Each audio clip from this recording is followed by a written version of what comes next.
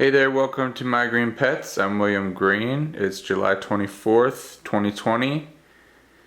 And got some nice things here in bloom at the apartment, and then we'll go over to the greenhouse and see what's happening over there. So let's just get straight to it. Cattleya maxima bloomed the other day, and I brought it home. And isn't it pretty? It's kind of exactly what I was hoping for. It doesn't have really dark lines. It's a really nice pale lavender.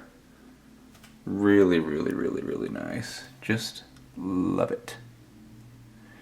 It has a very slight fragrance that maybe will get stronger as the days go by, but still very happy with how it looks.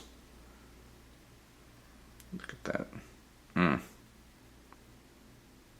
Pretty.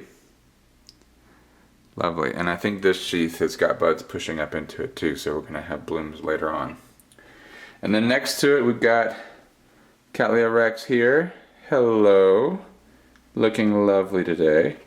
Cattleya rex has a fragrance of roses. It smells like roses. It's not really strong. You have to have your nose right here to smell it, but it's there. This flower has wilted, of course, because it has been pollinated.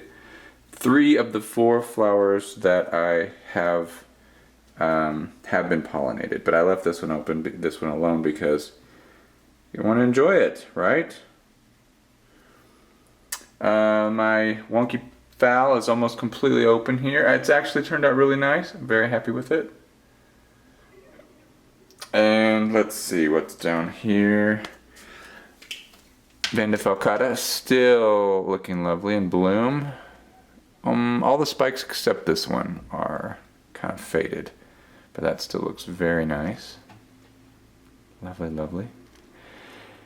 And so I told you that I brought this basket of Bulbophyllums home because the main one in here, the Bulbo Lovely Elizabeth, hadn't bloomed since like February of 2018. So I brought it home to try to shock it a little bit. You know, drier temperatures, not as much water, no fertilizer, just kind of a drastic-ish change in conditions. And the hope is to shock it into blooming.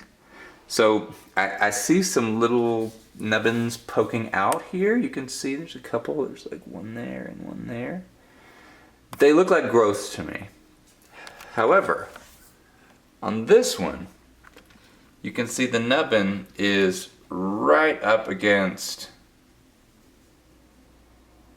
the bulb. So that one looks like a spike to me. But again, Bulbophyllums, it's very difficult to tell. Often they end up crawling away from the bulb and being a growth like this one here. So it would be really nice. The thing is, this thing hasn't bloomed in so long, and it's put on so many growths. Like, none of these bulbs have bloomed. So I'm kind of hoping that when the plant finally does decide to bloom, they're all gonna bloom. It's just gonna explode. We'll see. Who knows? Dendrobium Country Girl. Not sure why it's got little spots on the new leaf here like that. It's kind of annoying, but it's got new growths pushing up. None of these have bloomed actually, so looking forward to getting those canes big and tall and thick, and then giving them that cool, dry period this fall, and then hopefully seeing some buds push out. And that's all we're going to look at. Let's go over to the greenhouse and see what's happening over there. Alright, well, before we look at my collection, there's this gem in another grower's collection. This is Dora Louise Capen by the species Cattleya forbesi. And it is really interesting because it's kind of pink and green. It's got a really nice fragrance. A lot of people on my Instagram account really enjoyed that earlier this week. But let's have a look at my green pets. My collection is actually looking pretty darn good. There's a few plants that need a little bit of recovery still before they get to where I'd like them to be.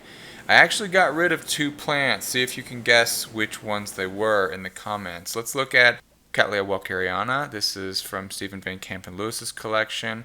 It has got a new growth pushing out. The leaves have really greened up, plumped up, and I'm stoked that I might get some flowers on that in the spring. Cattleya rex number 3. Both of those flowers were pollinated, and so they've already kind of closed up. Hopefully we're going to get a seed pod on both of those and have more Cattleya rexes on the way one of these days.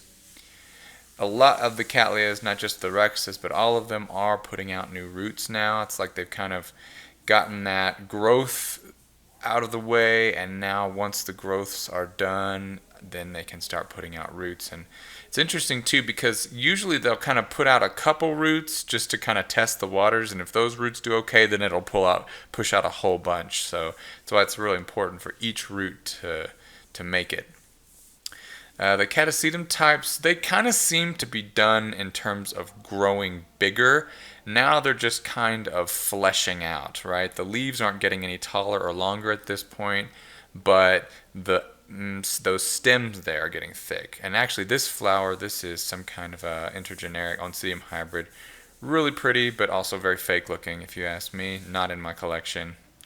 Cycnodes Wine Delight is thickening up as well.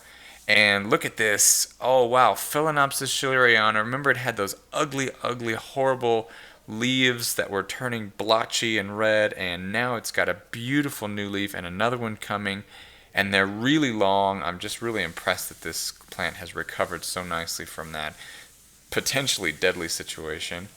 Hal, the Bulbophyllum echinolabium, I have once again unsuccessfully tried to pollinate that back flower there. You can see that the ovary has turned yellow, and that will be falling off soon. There's 2 more flowers coming along, so I'm going to keep trying to pollinate Hal.